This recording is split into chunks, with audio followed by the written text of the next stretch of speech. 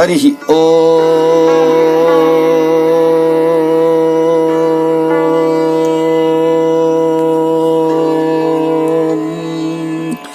Om Sahana Bhavatu Sahano Bhunaktu Sahaviryam Karavavahe Tejasvinavadhitamastu ma vidvishavahe.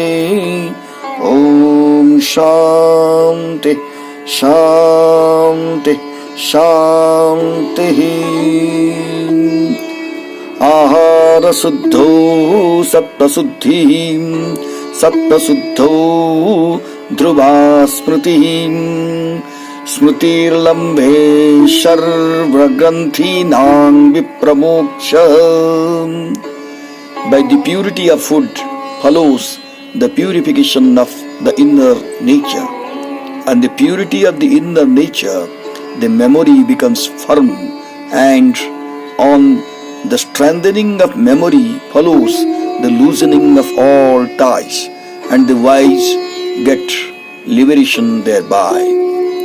This verse mentions Ahara Suddhi, or purification of food, as a crucial element in the spiritual progress of an aspirant. The Smritis proclaim that one of the greatest of purifiers is pure food.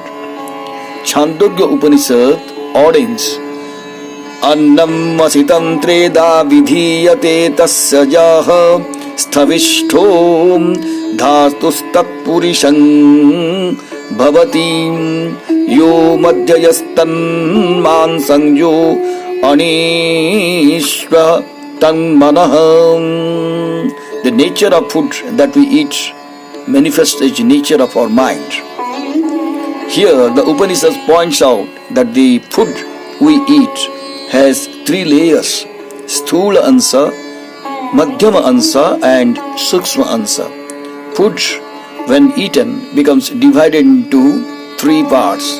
What is its grossest part, that is refuse matter. The middling part is flesh, and what is the subtlest part, that is mind. Sri Adi Shankaracharya gives a wider import to this word food. Anything we take in through our five senses, that is Rupa, Rasa, Shabda, Gandha, Sparsha, is also food. Anything we receive through the senses should also be pure. Food eaten alone will not suffice. Gurudev says, you all know the well-known saying, eat to live, don't live to eat. Food is indispensable to life. It supports life. It sustains life. It gives the needed nourishment and supplies the body with necessary building blocks in the form of carbohydrates, fat, protein, minerals, amino acids, vitamins, etc. It therefore contributes to health.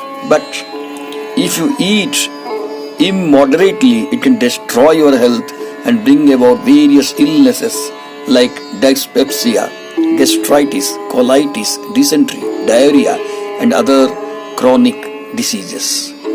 The same food which is indispensable, beneficial, and necessary can turn into your greatest enemy if you do not have control of your tongue.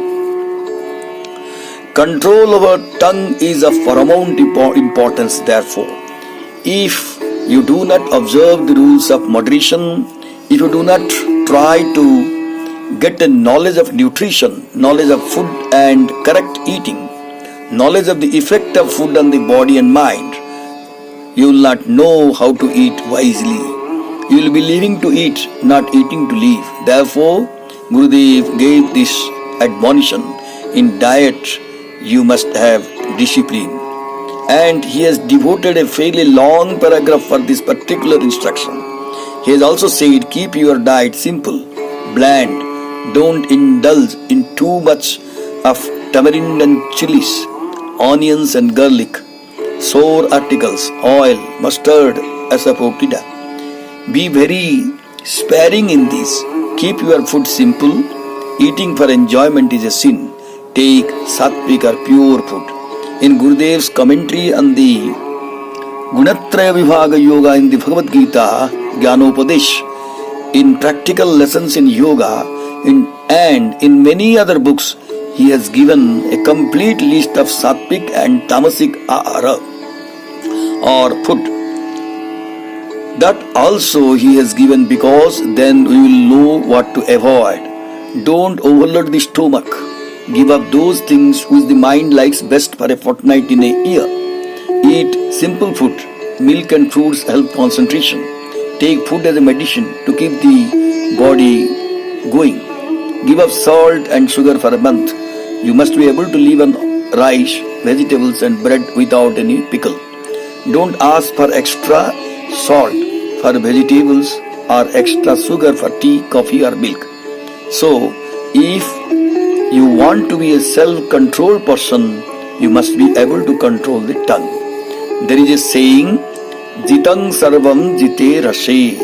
All the senses are controlled if the tongue is controlled. Therefore, moderation is the keynote, and not indulging in articles that are likely to be tamasic and disturbing to your spiritual evolution.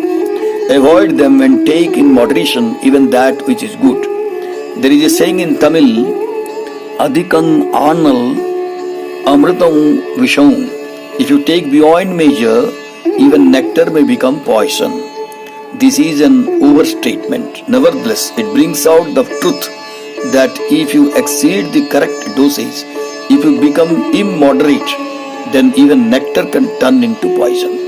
However, it doesn't mean that you should become a faddist in food. Your mind will then meditate more on food than God. Draw up a certain dietic regimen and adhere to it without deviation. To be obsessed with the thought of food is not good. When someone asked Bhagavan Ramana Maharshi in Tiruvannamalai, what is Bhagavan's advice about diet? Very tersely he said in Sanskrit, Hita Mita Bhukta. Be an eater who is moderate. Be an eater who eats only that which is conducive to health and that which agrees with you. Experience will tell you what foodstuffs don't agree with you and upset you. Then don't take that. Fast on Ekadasi. Food is the one thing that it constantly goes into our body from birth until death. That which goes inside and becomes part of us is certainly likely to influence and affect our entire makeup. Not only our physical health, but its quality affects the mind also. Its subtle vibration becomes our second nature, and then it goes to form the mind stuff. Food has therefore a threefold effect. It affects the body, the mind, and the subconscious mind. Hence, these general instructions. Moderation is the keynote. So, fast once in a fortnight and try to discipline yourself. The importance of these instructions are whether you want it or not, whether you like it or not, all your life you have to be eating food. It is the one thing which goes into you constantly without missing a single day except on Ekadasi. Therefore, it is of great importance to know how to eat, what to eat and what not to eat. This physical body is called Annamaya Kosha, that is food seat. This seat is pervaded by food, and naturally it is the one element which enters and goes to form our brain cells and mind stuff.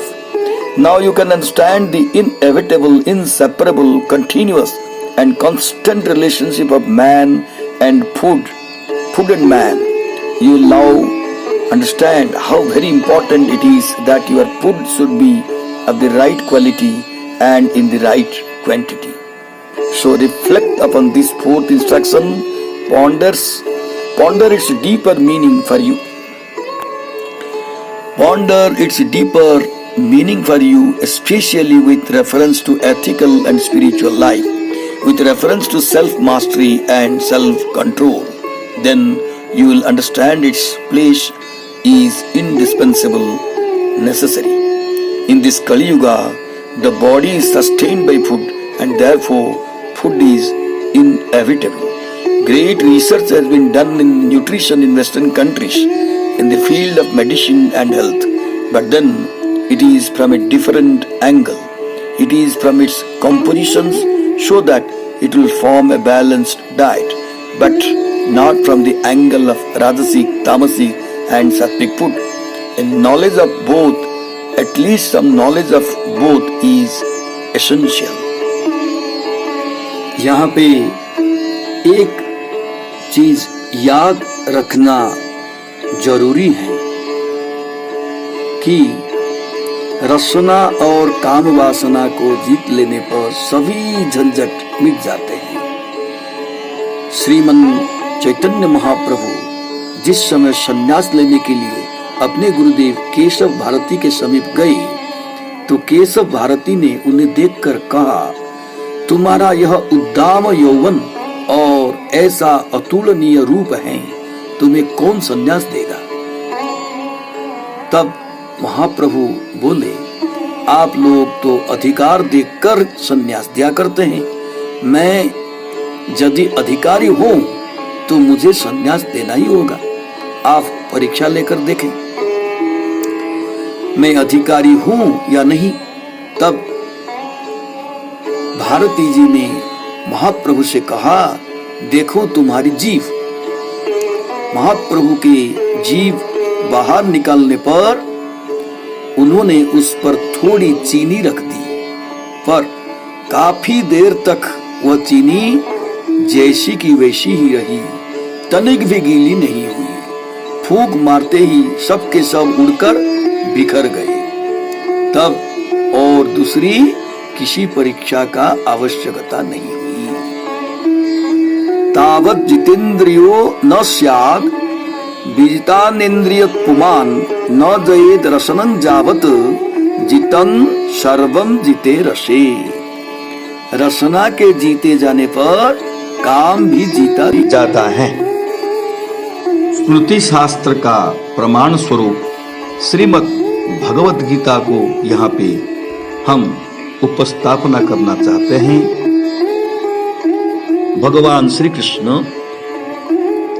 Bhagavad Gita में 3रा अध्याय के 41वां श्लोक में बताते हैं, तस्मात् नमिन्द्रियाण्यादौ नियम्य भरतर्षभ पाप्मानं प्रजह्येनं ज्ञान विज्ञान नाशनम।